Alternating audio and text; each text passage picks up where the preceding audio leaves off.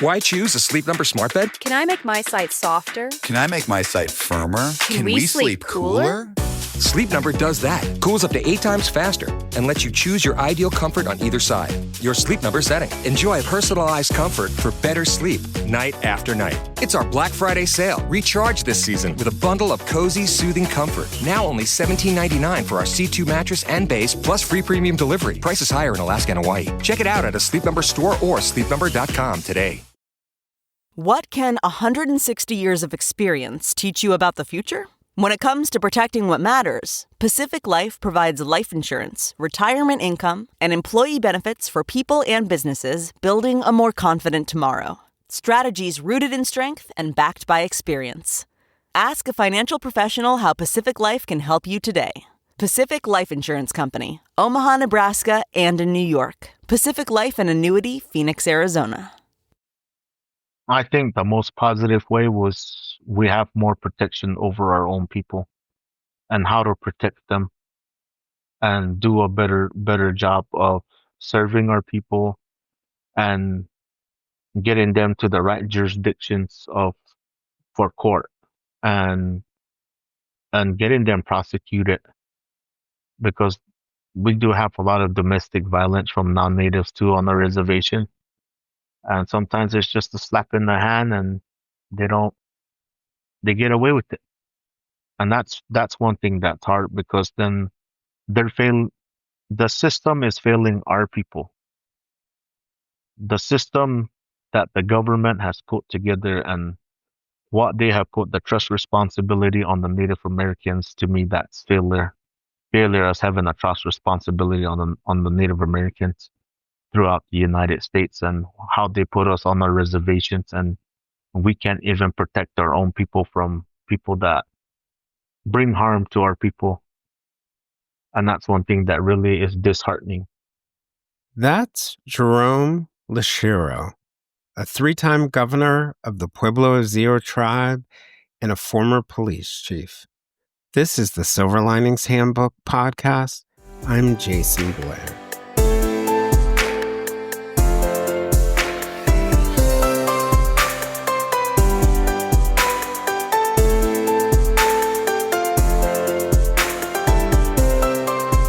Jerome Lucero is a former governor who served 3 terms for the Pueblo of Zia tribe and was also a former tribal police chief in New Mexico. Jerome currently works as the assistant tribal administrator. As the police chief and a tribal leader, Jerome has spoken out forcefully about some of the jurisdictional issues that complicate and in some cases interfere with law enforcement operations on reservation land. It wasn't until 2021, in a case called the United States versus Cooley, that the Supreme Court of the United States reversed a Ninth Circuit Court of Appeals decision and gave tribal law enforcement the right to temporarily detain and search people who are not members of a federally recognized tribe on public lands within reservation boundaries if they were suspected of violating certain laws. Prior to Cooley, tribal law enforcement officers who caught a non-tribal member in the act of committing a crime would have to call law enforcement from a different agency to detain the person, which made it highly likely that the person would be gone before the other law enforcement officers got there. Justice Stephen Breyer, in his opinion in Cooley, emphasized that without that authority, it would make it difficult for tribes to protect themselves from threats like drunk drivers and drug traffickers. Still, under Cooley, tribal law enforcement cannot charge individuals who are not members of federally recognized tribes or prosecute them. Prior to Cooley, if a man who is a non-native sexually assaulted a woman in her home on a reservation, tribal police would have no power to detain him. Tribes could not prosecute non-natives unless authorized by Congress, which it has not chosen to do so far. In another case, McGirt versus Oklahoma, the Supreme Court affirmed that the country's treaty with the Muscogee Nation meant that much of eastern Oklahoma remains reservation land, limiting state jurisdiction over crimes involving Indigenous people. And as Justice Neil Gorsuch put it, holding the government to its word. That ruling was extended to several other tribes. While it was an affirmation of tribal sovereignty, it both resolved and complicated jurisdictional matters because only the federal government, through the FBI and federal prosecutors, has the legal right to investigate 14 serious crimes that happen on reservation land, including murder, manslaughter, kidnapping, sexual abuse, felony assault, and arson. The level to which states and which tribes have concurrent jurisdiction on tribal lands, in some circumstances, is still unresolved. A patchwork system exists across the country, varying from state to tribe to tribe. Under federal law, there are two paths tribes can take when it comes to their internal law enforcement. They can be self-governed, or they can be served by the Bureau of Indian Affairs Police. The BIA can investigate some serious crimes. However, the FBI tends to take the lead under many of these cases. Under a different law, the FBI is responsible for cases involving non-native suspects. If you're confused, you're not alone. These problems exacerbate acute challenges with violence on Indigenous reservations in the United States, where statistics show that 84% of Indigenous women experience violence in their lifetimes, where Indigenous women are murdered at rates of up to 10 times the national average, and women between the ages of 18 and 24 years old are at high risk for abduction and trafficking. Many tribal lands often lack enough full-time law enforcement. 40% of those who are sex trafficking victims. Among those, 79% of those women say they were survivors of sexual abuse as children. Approximately 40% of tribal law enforcement agencies report inadequate investigative resources. Repeat offenders are more common in missing and murdered Indigenous women's cases, with almost 60% of those who commit them having criminal records. A part of the challenge of the missing and murdered Indigenous women's crisis is that we know in every form of data that we see, the vast majority of violent crime is committed by a small group of offenders. And when cross-jurisdictional issues get in the way of putting those people away, we create situations where we're putting predators back into communities. There's a remarkable amount of delays, lack of forensic technology, and blind spots in the way the U.S. government responds to this crisis. In 2016, for example, 5,012 Indigenous women were reported missing, but only 116 were logged into the National Missing Persons Database. In that same year, federal authorities declined to prosecute 37% of cases in Indian country. More than 350 missing persons cases were closed in Indian country due to jurisdictional limitations. When I say jurisdictional limitations, a part of what I mean is there are moments where every law enforcement agency on a reservation, whether it's tribal, state, county, or federal, believe that they do not have jurisdiction over a crime. What this does is it turns tribal lands into permissive environments for predators.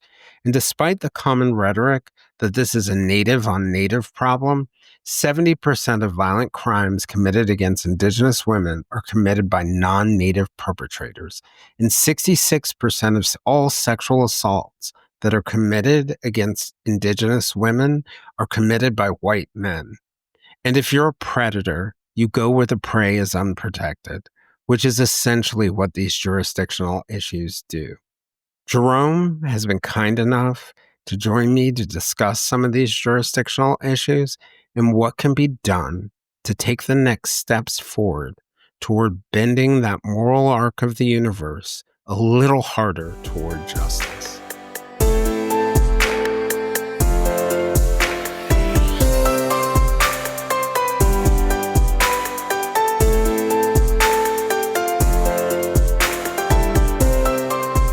So, Jerome, I just wanted to thank you for coming on and giving me this opportunity to talk about what I think are really, really important issues that a lot of people are not aware of. And, I think it gives people an opportunity to really sort of explore what they can do to be helpful. I'm grateful for the opportunity to talk to you. I was so impressed. You came my way from, an attorney that I know who does work in tribal communities. And she had mentioned that you had worked as a police officer, as a tribal police officer. But then as I began to research your background, I thought to myself, wow, it goes so far beyond that. You're really a public servant. You've served as the governor of your tribe, which is the highest ranking position. You've worked in law enforcement. You're working as a tribal administrator right now. And, you had mentioned just last year you went off to the FBI Academy. And I just kept on thinking to myself, just like my parents, wow, this guy is a born public servant. So I appreciate the opportunity to talk to you.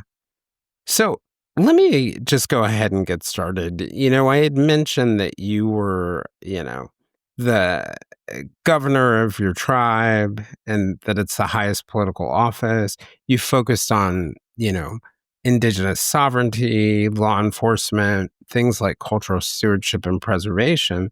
So I wanted to start by just asking you a little bit about, what sort of growing up was like, what the tribe is like, and also how you decided to get into public service yourself.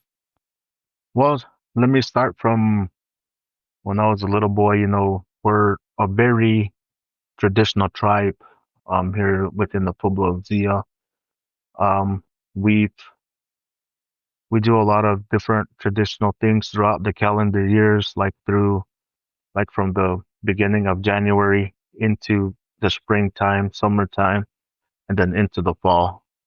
And, it's one of the things that we have grown up to be a very traditional.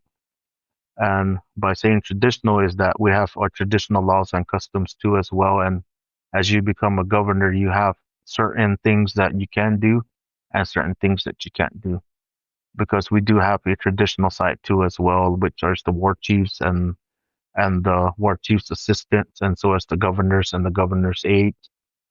And, we have certain roles that once you're appointed to these roles for the year, and that's your role for the year as far as leadership comes. And then you got the traditional side too as well, which are the medicine man groups. And, it's just one of those things that you have to balance life, because here in Zia, we've come to a place to where we live in two different worlds. We live in our traditional way of life, which is the Native Americans, and we live in the Western society, and which is different because it's hard to balance the way of life when it comes to being a tradition in our traditional ways, and then coming out and then have to go back out and have the Western society tell us how to do things and live our lives too, with constitutional law, state law, county law, and also tribal law, and our traditional laws and customs too as well. And that's what really contradicts each other's on how we do things here in the tribe. And it's hard to manage because we have a lot of people that are more traditional, and now it's starting to push the other way where people are more into the Western society type of laws that we have to balance. And people are starting to become more educated here within the tribe.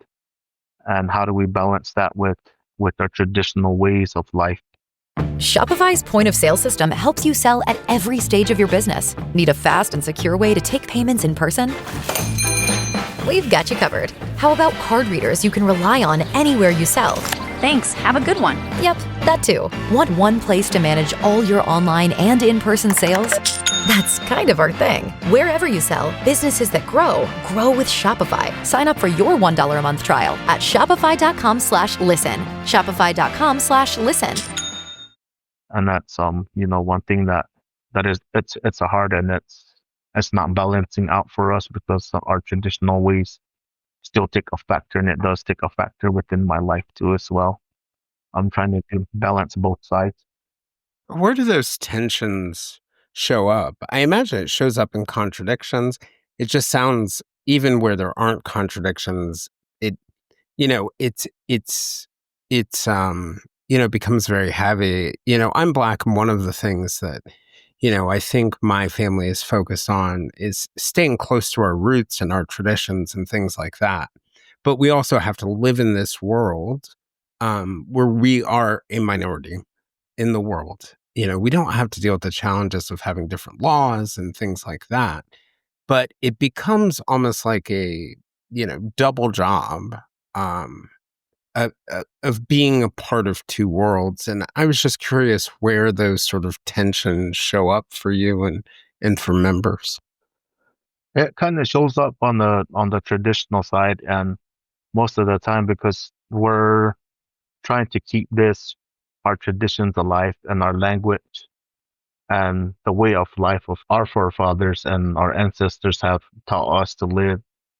And the sovereignty sometimes doesn't play that our way of life. And now that tribal government is coming into play, and you have local, state, and federal governments that come into play too as well, and tell us how to live.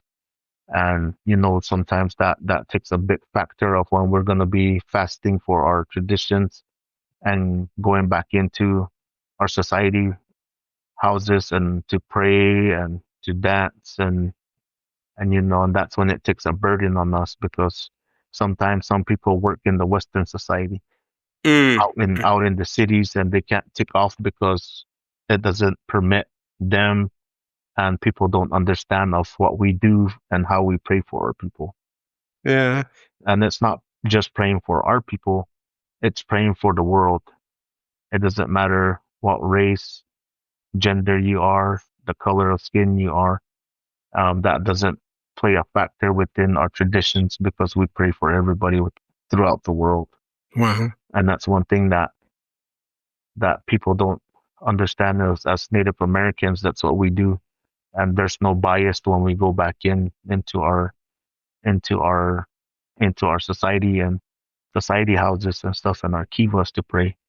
But when it comes back to things, then when we come out, that bias is there. And that's what's hard, is because we have to start balancing the difference between that reality, the reality of what you're doing and what your worldview is, and then outsiders sort of imposing in their minds this unrealistic one. It's interesting you say that, because I think of, the history of a lot of tribes. In the history of humans, really, we would have all been taken off by lions and hyenas if we couldn't make effective teams and effective groups. And a really important part of making an effective team and a group is having accurate perceptions of each other, but also cooperation. And that's an interesting thing that I sort of hear in what you're saying, is that, you all are very focused on all of us and cooperation instead of competition. And I see that echoed by my observations of a lot of tribes. And, I was just thinking about one of the topics that we were going to talk about today is the jurisdictional issues piece of it, that in some ways you all as tribes are probably even more suited than those of us who are outside of tribes to cooperate. But the system seems so complex and problematic and challenging. What are your thoughts on that? My thoughts are, we're constantly fighting over our jurisdictional issues. Because like I was saying, that's the balance of the way of life. And, if coming to jurisdictional issues, we don't have no jurisdiction over non-natives within our tribe because of elephant law, the case law. And, that's one thing that we have learned, and how we take care of our people and have respect for other people. And people travel through our reservation, and that's like 3-4 million people travel through our reservation daily. And how do we protect them from the outside and our people visiting and just passing through? It's not just about protecting our communities, but protecting other people. And that's Right. the way of life that we had growing up. And how do we protect other people that come to visit our communities? And that's one issue that I'm having is, if I don't have jurisdiction over you, how am I going to protect you?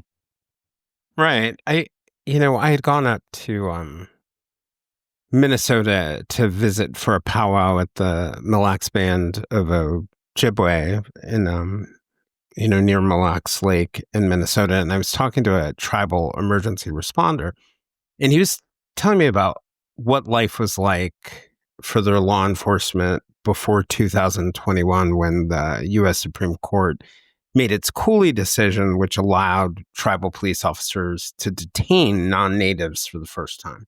And he was saying, it doesn't solve all the problems, but he was saying to me before that, and he gave me this great example.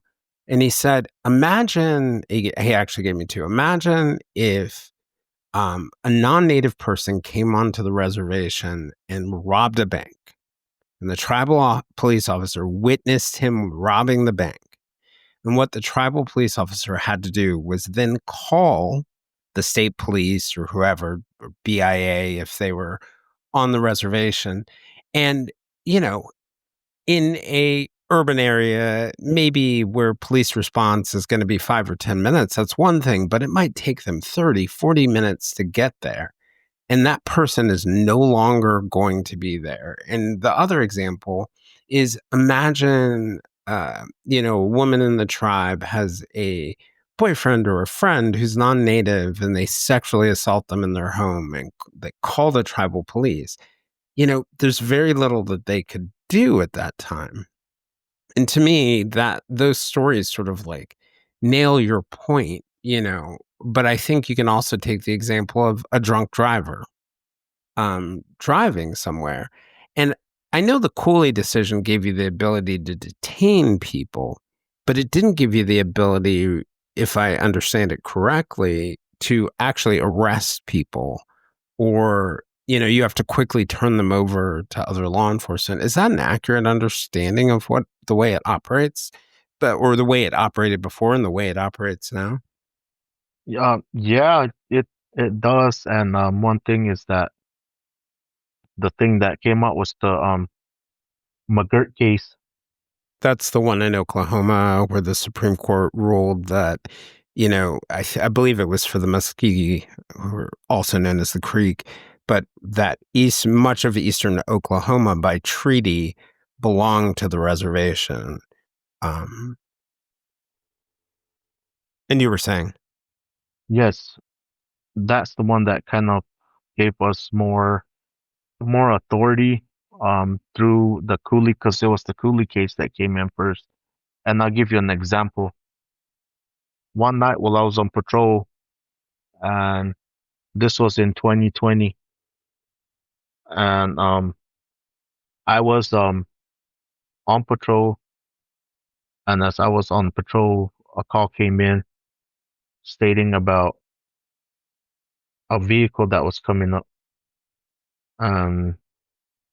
It was coming up, and it was on going like 30 miles an hour, coming up from Albuquerque, and northbound on US 550.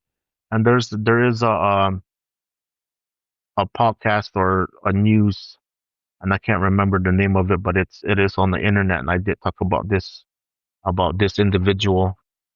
As I pulled him over, when I got out of my unit, I walked up to him. I could see that his pupils were like a pinpoint, and I knew that he was high, and he didn't know where he was at.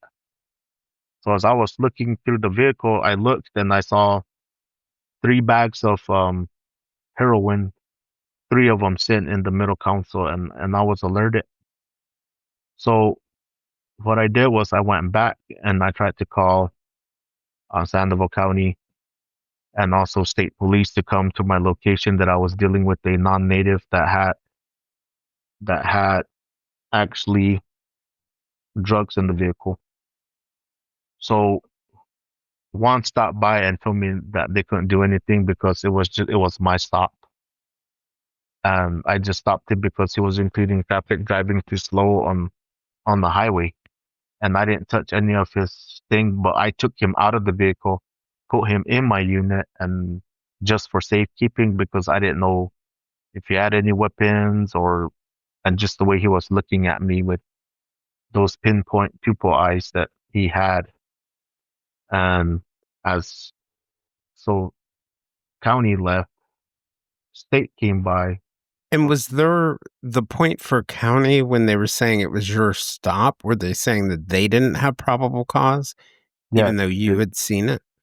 yes, they didn't have probable cause. And so that was one thing that I was like, so I don't know, like, why they had told me that. Yeah, because it sounds like, if I watch my neighbor bring a bunch of heroin into their apartment or their home and I called the police, that would at least give them reasonable suspicion or probable cause to at least, engage the person. So in 2022, the U.S. Supreme Court decided the case of Oklahoma versus Castro Horta case.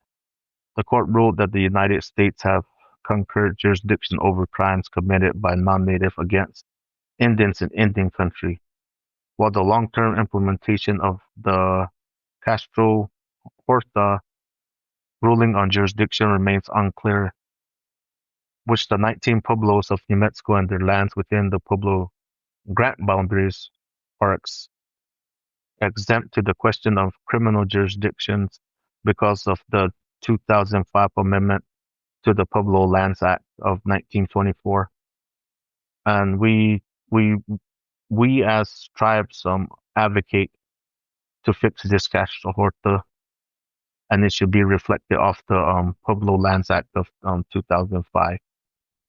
So we have been moving this effort through letters to President Biden, and we send it to him, and which the Pueblo Lands Act was essentially signed by the President of the United States and the Department of Justice and the DOI, but we have not heard any response from them since then. So Yeah, and was that that that was the law that at the center of it, it was designed to restrict the transfer of, certain federal lands to non-federal entities, and it also, was meant to really go beyond because it was a broader proposal than that, but to go beyond that and address some of those issues that you're talking about as well, right? Yes. So that was kind of the one of the issues too. And then there's another case, but I think it's still an ongoing issue with Santa Clara, and it's called the United States versus Smith case. And there was a defendant that committed a crime on a private land claim with the Pueblo of Santa Clara land grant. This crime also included a victim from the Pueblo of Santa Clara. The defendant then filed a motion to dismiss the lack of federal jurisdiction, both of state of New Mexico attorneys and the Pueblo of Santa Clara. So there was, it was one of those things to where the Santa Clara filed a amicus brief for this and to help solve this problem and under the Pueblo Lands Act. Santa Clara did have jurisdiction over it, that it was Indian land. So these are the kind of jurisdictional issues that we're having.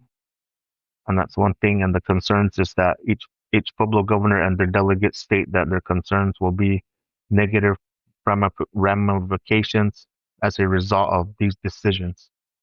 Tribal law enforcement is experiencing difficulties finding accommodations for non-native individuals being detained.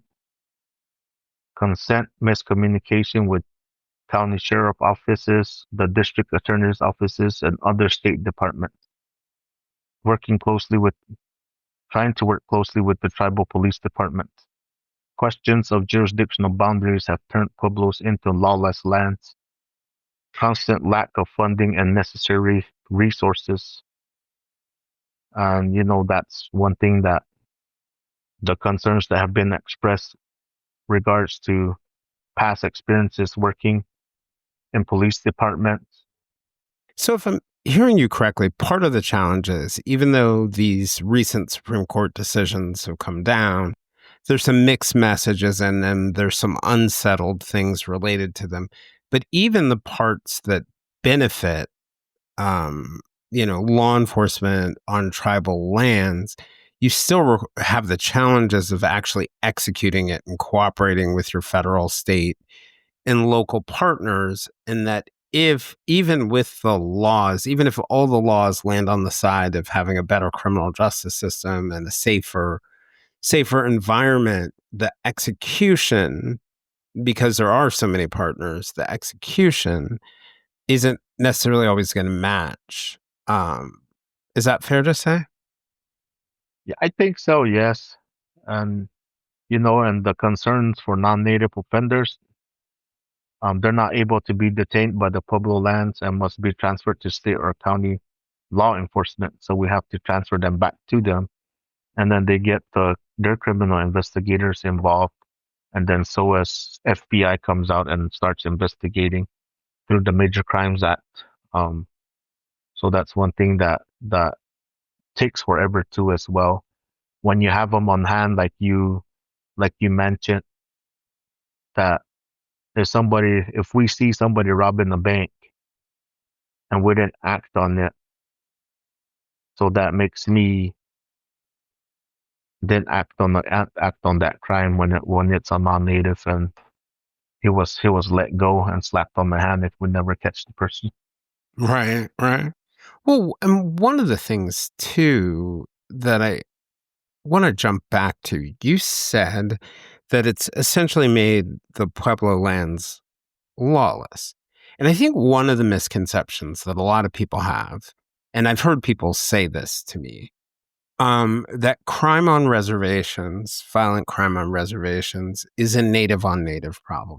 And I dug into that a long time ago. And one of the things that I realized that the vast majority of very serious violent crime is actually non-natives. I pulled some statistics from some different research reports, and they're varying degrees. But on the upper end, the statistics were estimating that when it comes to the full list of major violent crimes, the vast majority of them were perpetrated by non-natives. And one of the examples that they gave was between 60 and 70%. If you look across the entire United States on reservation land, 60 to 70% of sexual assaults alone were committed by white men. And it's very different on different reservations.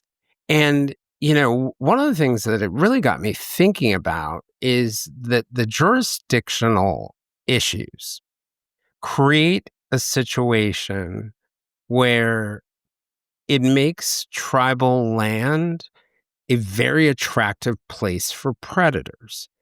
Because one, tribal law enforcement can't necessarily charge them or can't charge them. And on top of that, all the jurisdictional issues exist. And, we talk about this a lot of times, like the best place for a bank robber to rob a bank is at a bank that's on the border of 3 counties because, you can zoom off to one and jurisdiction can get confusing. But on tribal lands, those jurisdictional issues exist no matter where you are. And if you're a criminal or you're a predator, that's an environment where you're more likely to be successful at getting away with a crime. And, going back to, talking about all that stuff, it's often either these individuals are not picked up by the county or they fail through the cracks and end up just being released. Juan Pueblo experienced this recently in this type of issue, which was raised by one of their attorneys, that a non-native individual was held in detention while the Pueblo followed the process to contact the proper county department that are supposed to help retain individuals. But that didn't happen, and it fell through the cracks, and the individual was released. And that's a concern with the Pueblos.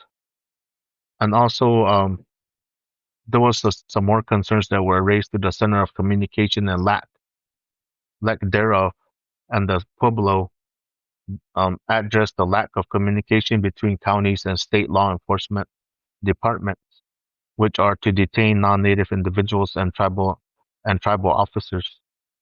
The Pueblos continue to run into issues with the county sheriff department and district attorney office not properly communicating with tribal law enforcement. So these are the kind of the lacks that we have. And another concern was regarding to a question of jurisdictions among Pueblo land boundaries, created gaps in community protection and essential allowing Pueblos to become lawless lands again. And these are what the governors are saying. And as me as a former governor, that is true. Our lands have become lawless, and streams from the jurisdictional loopholes that put into question who is to act and respond to these concerns, and focus on the concerns of tribal law officers answering to these calls for assistance and not knowing if it's within their jurisdiction or if it's in state lands or even county lands. And there was another Pueblo that fell into the same type of jurisdictions, but also state lands. And in case there is any questions to who the jurisdictional is and the lack of funding was raised again through these conversations. And the lack of funding is an ongoing issue for Pueblos that we're continuously dealing with.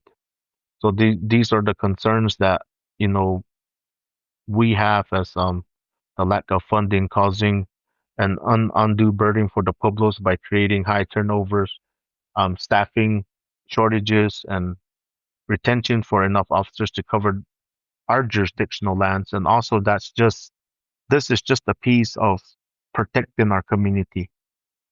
So then now you're trying to protect our culture resources, our big game hunting, our animals that are out there, our livestock that are out there, our horses that are out there for these ranchers. And that just turns into a bit concerned because it's just a civil action. It's not even a criminal action anymore. And that's one thing that is different from tribal law to state law and federal law. And these are the issues that we're having.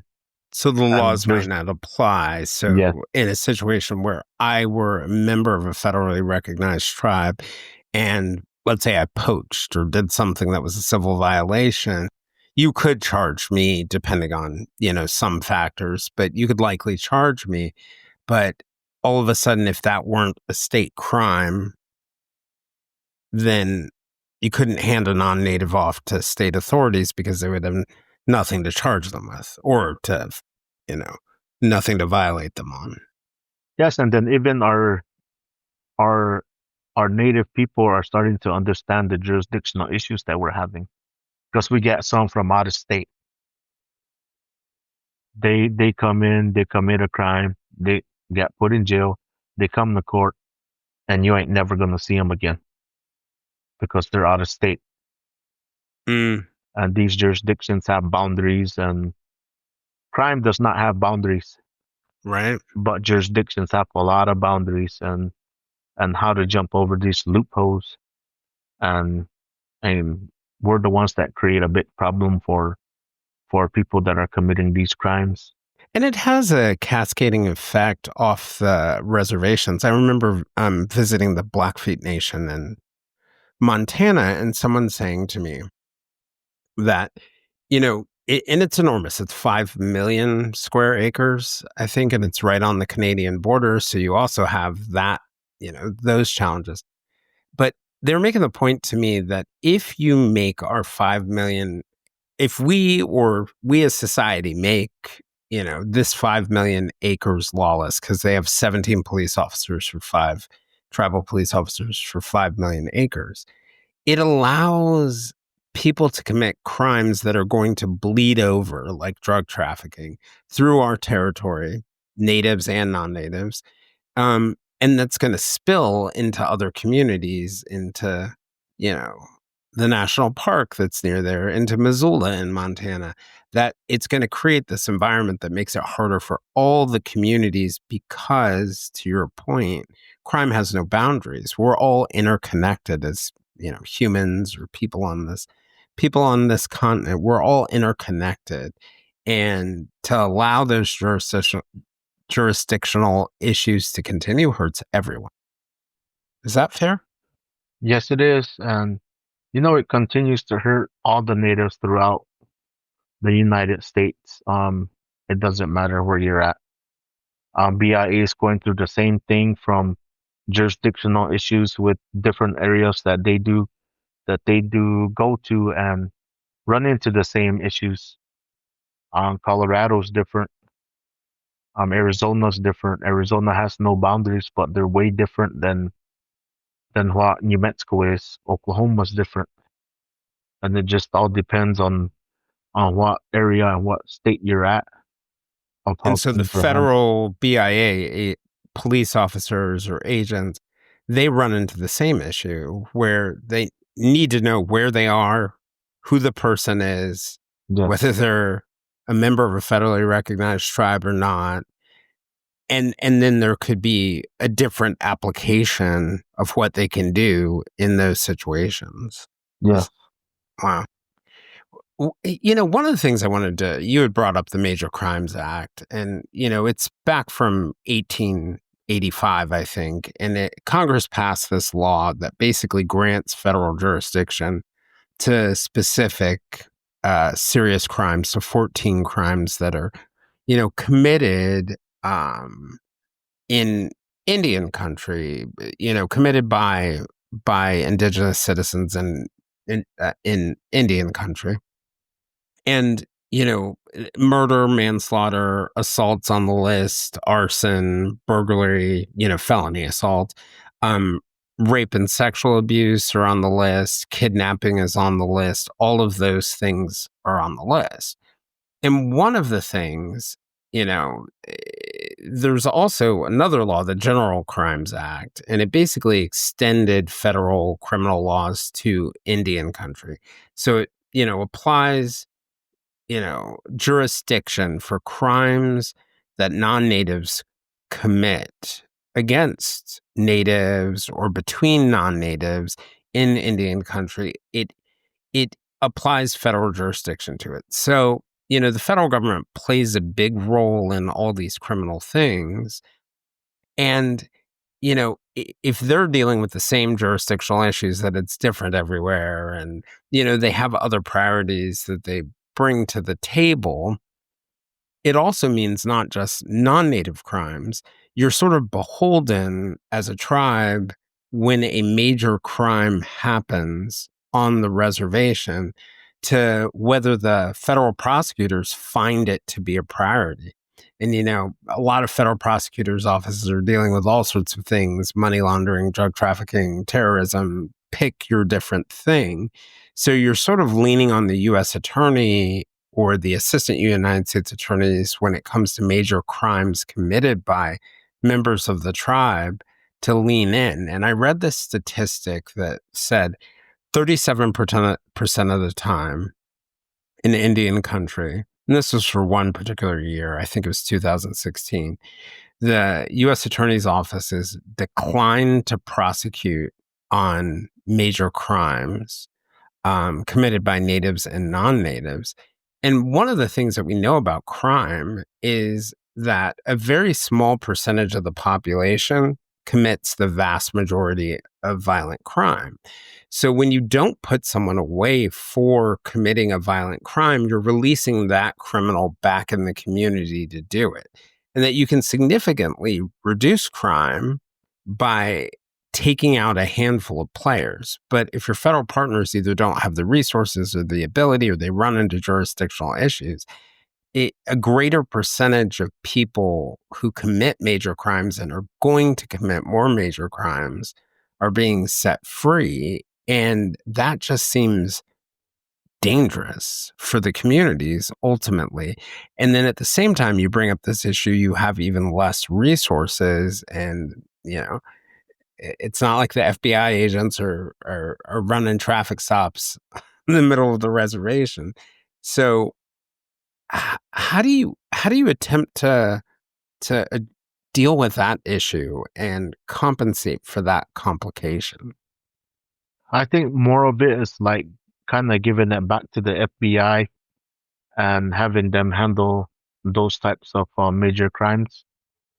And then calling in also the criminal investigator from BIA on the Bureau of Indian Affairs and handling other types like that. But if it's on a non-native that has been, done with a native against the non-native, then we turn it over to state, and state will handle the investigations while we take our own internal investigations too as well. So that way there's two. We try to help as much as we can with the state side, but sometimes state doesn't try to help us when it comes to against the Native American, at least just to take a report and say this is what happened, and we need people there at the court for federal, and vice versa. When it comes to non-native, I as former chief of police will make my officers do a report and say, if they come for you to testify against a non-native, you will go to court and you will testify of what you've seen at the crime scenes. So they could be a witness. The tribal police officers could be a witness for. So, if I understand what you're saying, you basically, if you have a major crime, you attempt to make the referral to both the state and the federal government to increase the odds that the person's actually successfully prosecuted for a crime. Mm-hmm.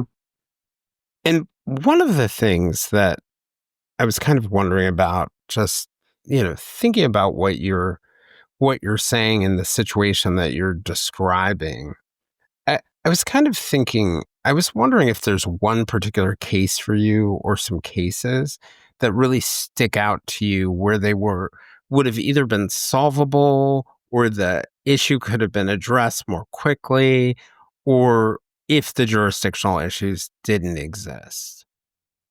Back when I was governor in 2016, I'll give you this example. We had an individual, or two individuals, or I can't quite remember, but these two individuals came from Oklahoma, and I'm not too sure if they did escape from a jail. And they crossed so many jurisdictions to get into New Mexico. And as they got into New Mexico, it was a City of Rio Rancho Police Department that got into a high speed pursuit with these two individuals, and it was like in January of 2016. And when these two individuals, they came into our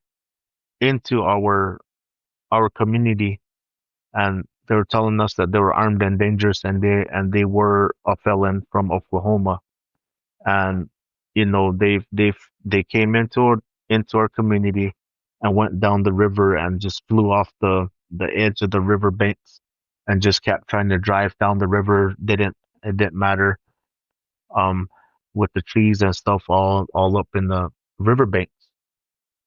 And at that time, I tried to have Rio Rancho had went down and chased the individual, but they couldn't go down any further because that was the end of the road, and they didn't want to go behind them because, like I said, the trees and bushes were a factor. There was no roads anymore for them to go, and I tried to get county out here too as well. County didn't want to come through because there was no MOA or MOU in place for them to come in for jurisdictional issues because it was in tribal land. That's like a memorandum of understanding or an agreement between the tribe and the local police. Yes. Okay. And so the thing is that, that time I didn't know what to do, and we didn't have we weren't 638 with our police department yet. We still had BIA, and at that time I only had one BIA officer here, and he was a canine officer. And 638 is the public law that allows you to have self-determination, right? Yes. So that was an issue. State police came. State police said that they're not going to come in and deal with it because it was just jurisdictional issue because these people were non-native, but they're on Indian land. So I told them, I say, you guys need to go in there and get these non-natives out. You guys were the ones that chased them in, so you guys need to get them. So really, that example is an example where the local police don't want to follow them. You can't go arrest them. Or the tribal police can't arrest them. FBI is not around. The state police say they don't have jurisdiction. So, when I'm listening to what you're saying, it sounds like you're describing a situation where everyone is saying they don't have jurisdiction over these violent criminals who are armed, who are running through a riverbank in your tribal community. Mm-hmm. I just wonder how we live in a world where that could even be possible. What was the outcome? Well, the outcome came, I locked down my community. I had to use Facebook. And I put it through Facebook. I told everybody, lock down your doors, put a gun at your doorstep. Somebody knocks on it, don't answer it, but just be ready because these people are armed and dangerous. And so I went into the traditional laws and customs of what we hold as, and now we're going into traditions. So the governor, as me being the governor and my lieutenant governor and my governor's aides and my other what we call the ditch mayordomas and then the fiscales, the other two officials, and that's their title. We stood around and had everybody stand around, and we stood on our high mesas, making sure that we didn't see anybody coming up into our community, and that's how we protected our community with our traditional laws and custom, while the police was down there taking care of what they needed to take care of. But at that time, I was already a sworn law enforcement officer, so I had that background when I was governor at that time. So we didn't sleep throughout the night. We stayed up and we guarded our pueblo from these two individuals. And the following morning, what I did was I called the National Guard to get their helicopter out. So they came out. When they came out, they were still searching. They found the vehicle, but they ran out of fuel, so they went back into Albuquerque to go fill up. And then that was the end of it. So what I did was I called Action 7 News, and I told Action 7, you guys want a news story about two individuals that are in here with jurisdictional issues? Well, if you want this story, I need for you to bring your helicopter out. They brought their helicopter out. I got launched up on top, and we started looking for those individuals. And as I didn't have that much sleep, so they brought me back. And when I was landing, they had crossed over into the next Indian reservation, which is Santa Ana, Pueblo. So they spotted them. So when everybody ran that way, Then Sandoval was like, "Oh, this is ours," and but the Santa Ana Police Department ended up catching the two individuals. And So, so essentially, you're in a situation there where you had to turn to sort of like your tribal traditions and basically, eh, have the entire community go into vigilante mode to protect themselves. yeah, And a lot of times people talk about the idea of turning to the media for help, and usually that's just to get attention on an issue. But you literally had to turn to the media for a helicopter to search for the people. yeah. That seems crazy. And at that time, we didn't really operate with drones or anything like that. So now it's kind of an issue too as well. When you get a drone, you have to go to the FFA, get certified, and all these other things like loopholes. When other people that have private drones, they don't go through this. And that's another loophole too as well, is once you get a drone for the police department, you have to go through the FFA, all these trainings that you have to go through just to obtain a drone too as well for tribal law enforcement. Mhm. And there was another instance, and it was Valentine's night. So that night I was approached by one of the tribal members. And tribal members, once they see somebody that is out of the ordinary, you know, they came to me and told me, "Hey," and I said, "Yeah." And they told me that, you know, you have a top 10 most wanted fugitive from the state of New Mexico in the building, and he's wanted for armed robbery. And I was like, "Really?" And they said, "Yes." And who is it? And they pointed him out. So I let the Valentine dance go on as planned, and I didn't want anybody to feel unsafe, and I didn't want to alert the individual too as well. So didn't know the gentleman or anything, and then I got I got all my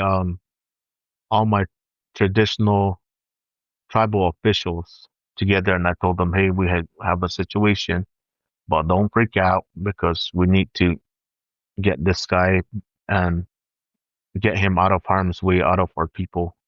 But I think the best time we'll do it is when it's over. We'll just follow him and do a traffic stop. And once we do a traffic stop, then we'll pull him out of the vehicle, and then we got him."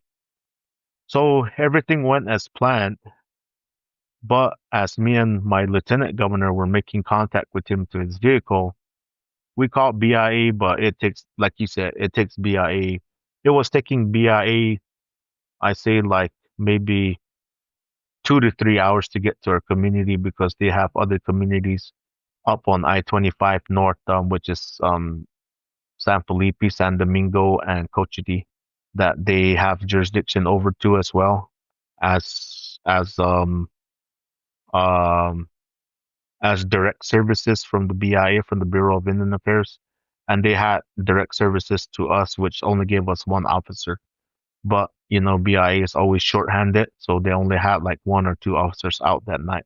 So I didn't want to wait, and at times it was an essence because it was a top 10 most wanted fugitive from the state of New Mexico. So as we did the traffic stop, we got his ID, but as I was walking back to run it, he took off and took us on a high speed chase and took us up towards the school, up to our elementary school, and he went into resident, jumped out of his vehicle, and just took off running. And we went on another manhunt that night, and then they were asking me, "What do you want to do?" I said, "We're gonna catch this guy because I'm not locking down my community again and getting them scared on this individual." So we went on the manhunt. I ended up tracking him coming back into the community, and he was trying to make his way out. But he ended up going into a storage building that one of my community members had outside their house, and I tracked him there, and he was inside. He was inside the little storage container. We ended up getting him, and you know under our traditional laws and customs. We got him out of there and just turned him back over to Sandoval County. And I told whatever you guys want to do with him, you guys can do with him. But I'm gonna do a press on this, and you guys better arrest him because he's one of the top 10 fugitives from the state of New Mexico. And those were the challenges that we had as under direct services through the Bureau of Indian Affairs. And then that's when I had started to initiate to 638, the Self-Determination Act, for the Pueblo to have their own police department. And it took us almost a year and a half for that to finally go through and get things and, start up our police department here within the Pueblo of Zia. And it was just because of those two incidences that we had and how we can control our people and, get and protect our people here within the Pueblo of Zia. And those are the hardships that people don't understand of what we go through as Native Americans and how to protect our people and our visitors that come into our Pueblo, whether they're Native or non-Native. Right. And that's the challenge that we have on a day-to-day basis for operations through jurisdictional issues. Yeah, because that's an example of one of the top 10 fugitives in the state in your jurisdiction. And basically by the law, you're supposed to call BIA. BIA can't get there for 2.5 hours. In the past, like you said, you would lock down your community. So you basically had to, as a people in that example, take it into your own hands. Like the functional equivalent would be, in my community here in Virginia, if all of a sudden we couldn't get the police to respond and we as a bunch of neighbors or community council decided, hey, we got to go hunt this guy down and hand him over to the state police whenever they get here, or whoever once they get, or the county police whenever they get there. To me, that just seems like a stark example of what we're talking about when you make the point about the lands becoming lawless. What is that for you, the impact, as somebody who's a government official, what do you think the impact is on the community? How does it change the community? Or if there were a better way, how would it end up changing the community in a more positive way if we solve for this? I think the most positive way was we have more protection over our own people and how to protect them and do a better job of serving our people and getting them to the right jurisdictions for court and getting them prosecuted, because we do have a lot of domestic violence from non-natives too on the reservation, and sometimes it's just a slap in the hand and they get away with it. And that's one thing that's hard, because then the system is failing our people. The system that the government has put together and what they have put the trust responsibility on the Native Americans, to me, that's failure. Failure as having a trust responsibility on the Native Americans throughout the United States, and how they put us on our reservations, and we can't even protect our own people from people that bring harm to our people. And that's one thing that really is disheartening, is that we can't even practice the laws. And like I always say, what's the difference when I step out of my reservation boundaries and I go into cities and they have jurisdiction over me, but yet when somebody from the city that's a non-native comes into our community, our lands, and we don't have jurisdiction over them? So that's I would think in my mind that if there were a law that said an Indigenous person, a Native person could walk into non-Native land, and you would have to, let's flip the scenario, and you would have to call the tribal police to actually arrest them, because the state police and could not arrest them, and the federal government could. There would be outrage. Yeah. Like communities wouldn't accept something like that. And, in communities where you can't trust that the law enforcement criminal justice system will help you, eventually there becomes, like you mentioned, being disheartened. There becomes this apathy where people don't even feel like they can or should call for help. And there becomes, I think, this sort of like helplessness, this like resignation that if someone abuses me or harms me, there's very little that can be done about it. Mm-hmm. Some argue that the states have the responsibility to financially support police departments when we're giving out citations, because our citations, when you're giving out a traffic stop citation, it's a civil citation. It's not a criminal citation, just like New Mexico State.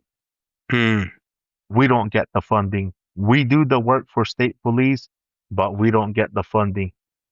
So how much work do we do as police officers been on the highway, on state highways that come through our reservation, but yet the state don't want to give us the funding back at 100%.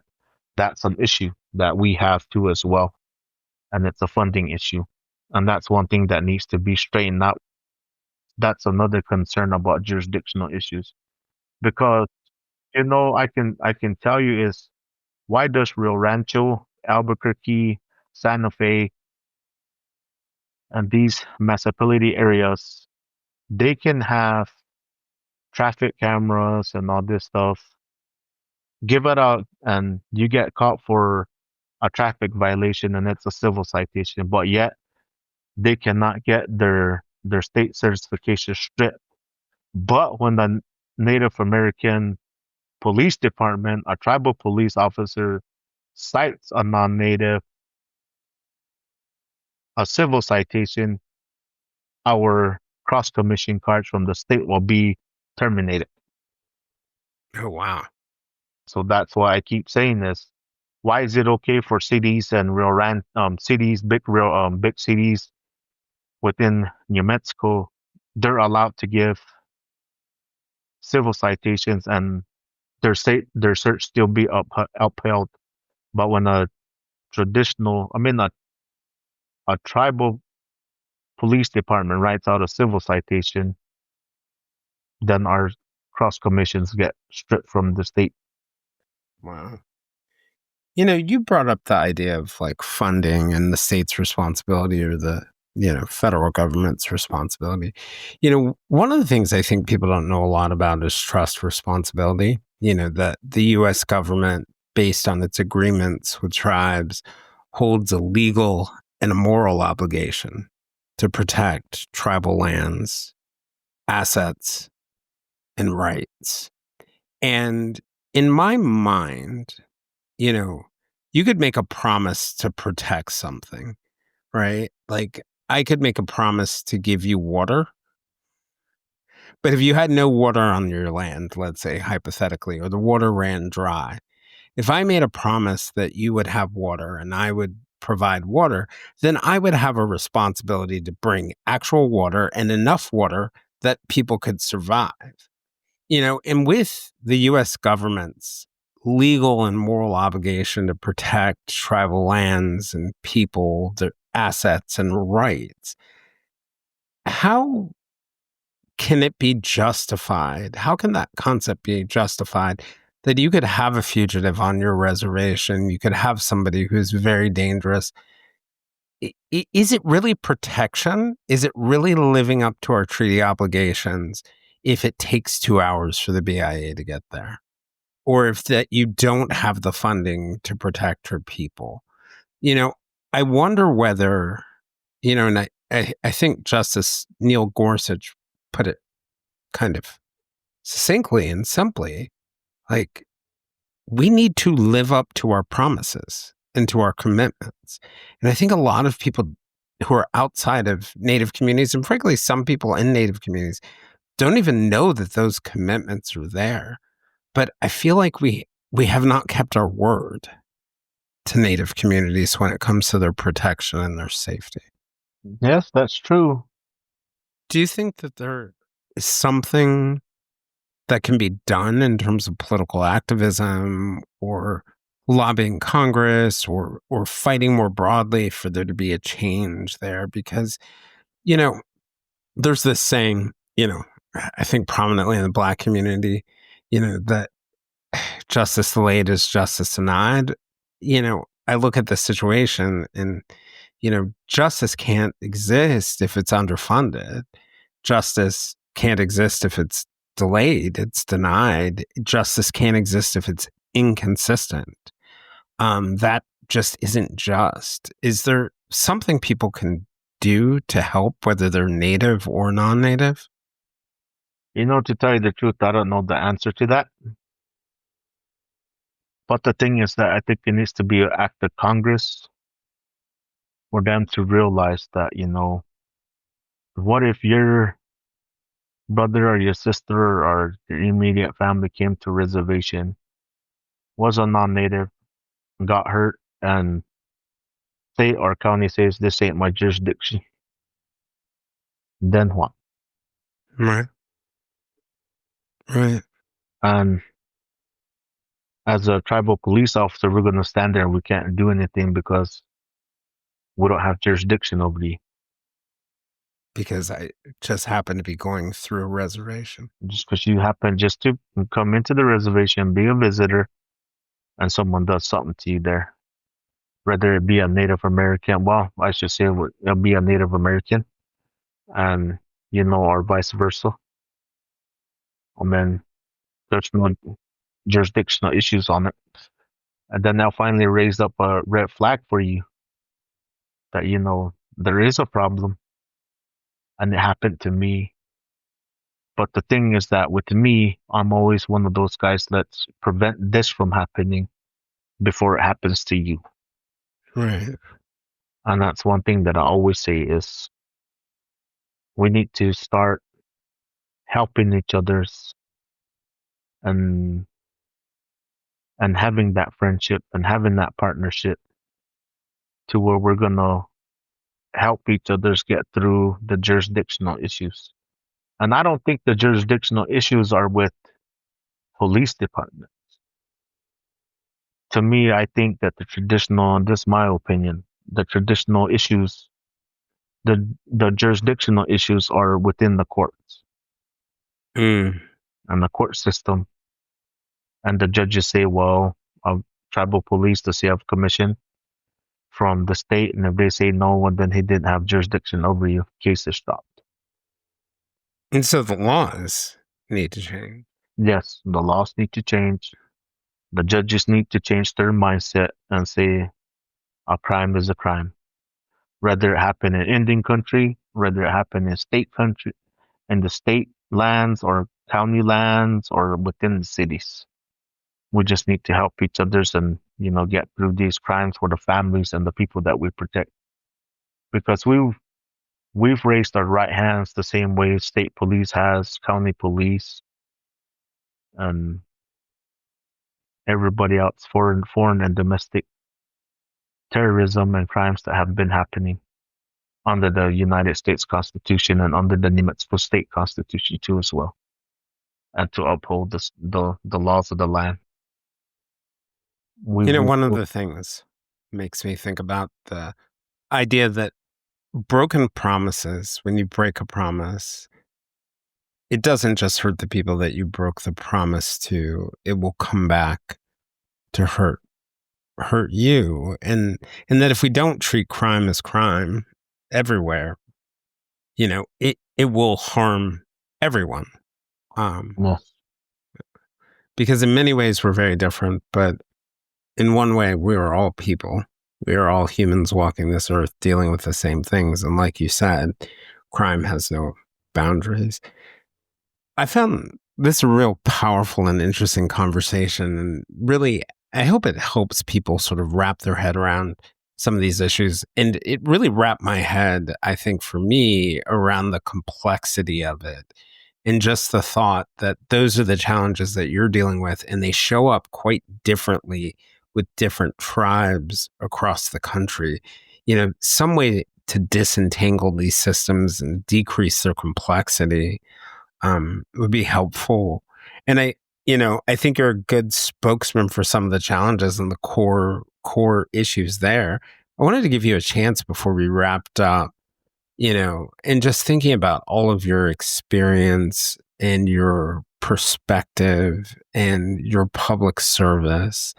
I just wanted to give you a chance to share any closing thoughts on, if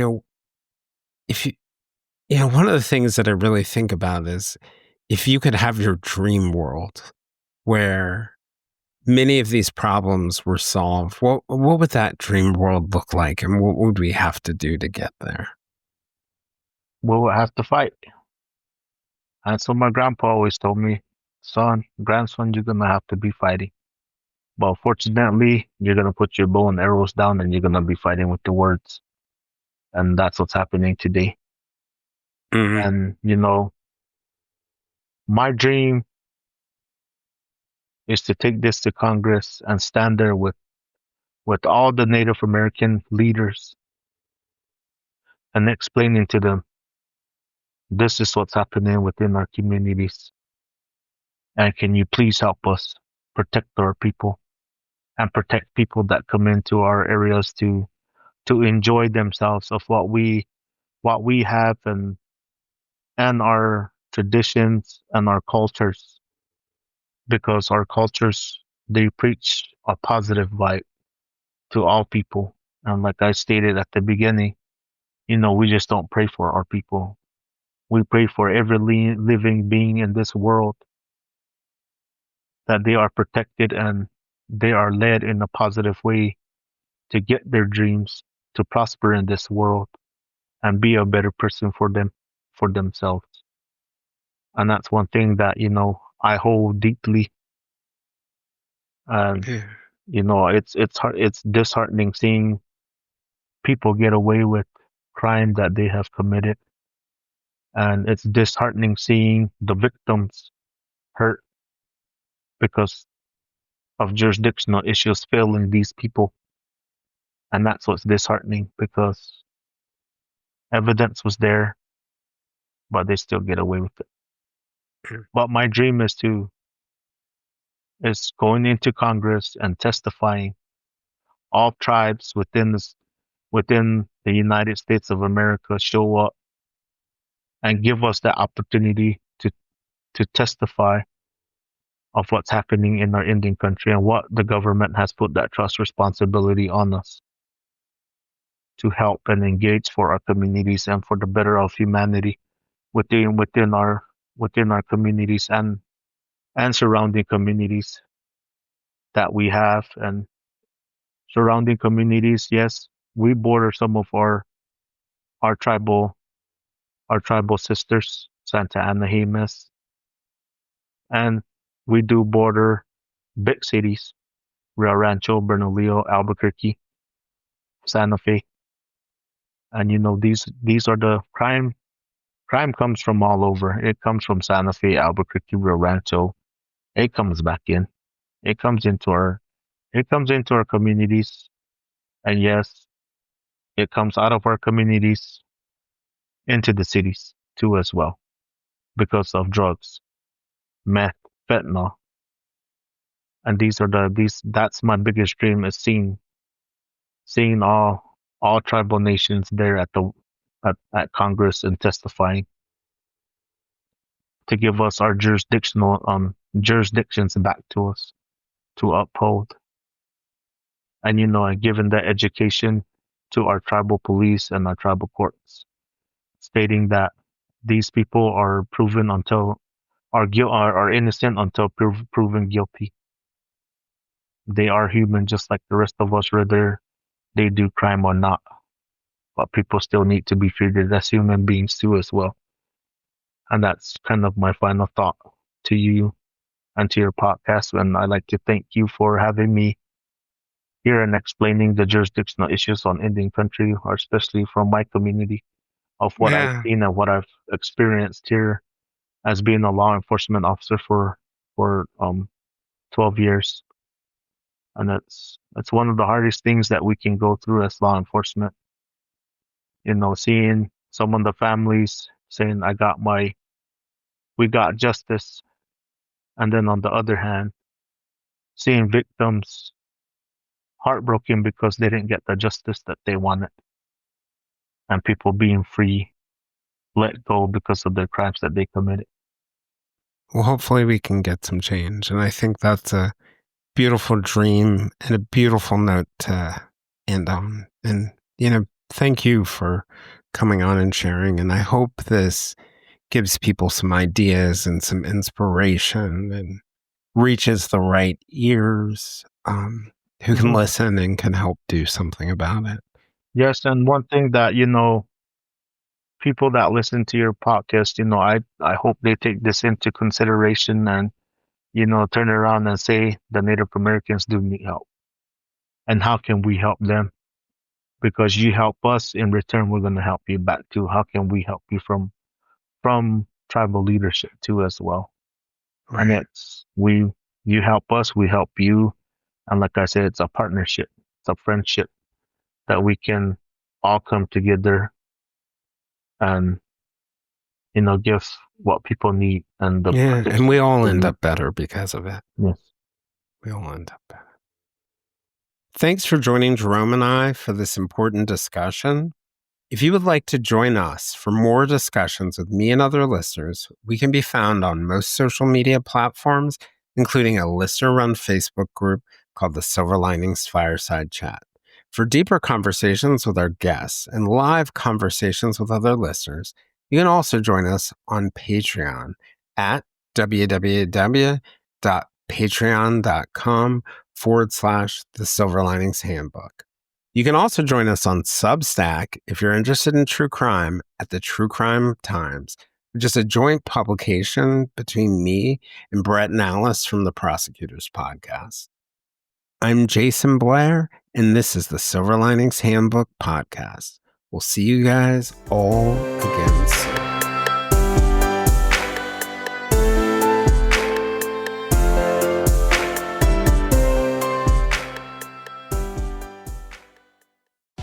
I earned my degree online at Arizona State University. I chose to get my degree at ASU because I knew that I'd get a quality education, they were recognized for excellence, and that I would be prepared for the workforce upon graduating. To be associated with ASU, both as a student and alum, it makes me extremely proud, and having experienced the program, I know now that I'm set up for success. Learn more at asuonline.asu.edu.